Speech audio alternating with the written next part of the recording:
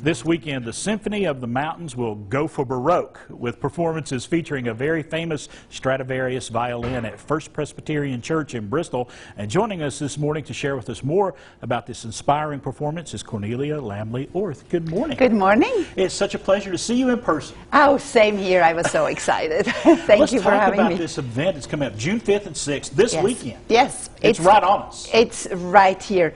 And for us, we have done several smaller concerts live streamed or outdoor throughout the pandemic.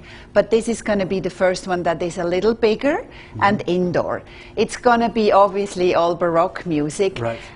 The famous Four Seasons by Vivaldi. Everybody knows that spring music, and it goes through every season.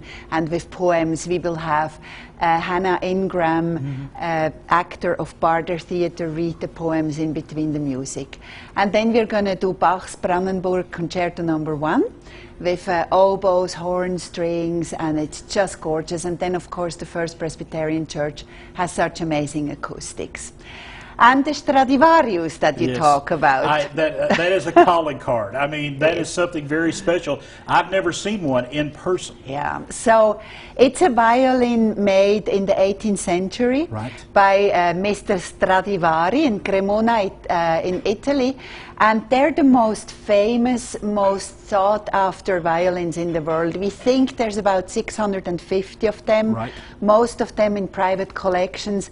Only very few musicians are actually lucky enough to play them, and Christina Bouilly, who is going to be our violin soloist, has it on loan from the Juilliard School.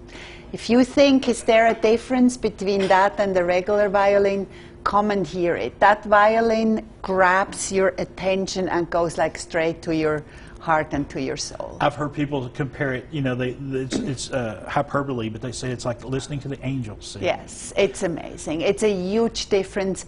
I can't really describe it, but you feel it.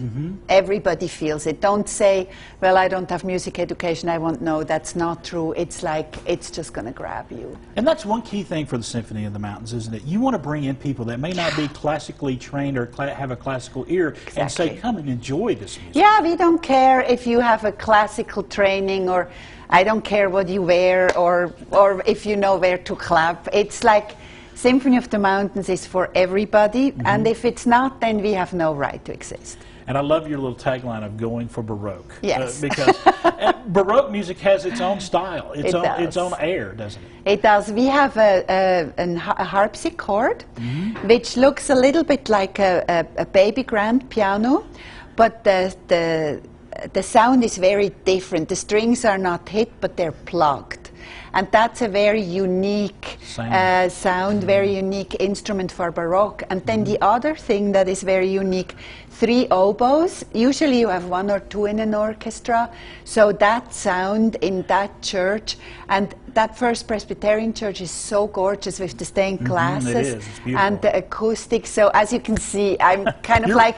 You're passionate. I know. It's like a kid before Easter, Christmas, and birthday all at once. It's So you're excited, and I think that excitement's going to show through in the music. I hope so. I hope so. And our musicians, of course, can't wait.